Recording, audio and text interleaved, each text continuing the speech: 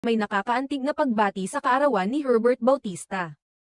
Nagpaabot ng kanyang pagmamahal at pagbati si Rufa Gutierrez sa kanyang nobyo na si Herbert Bautista noong 12 ng Mayo taong 2025 sa pamamagitan ng isang emosyonal at personal na post sa social media.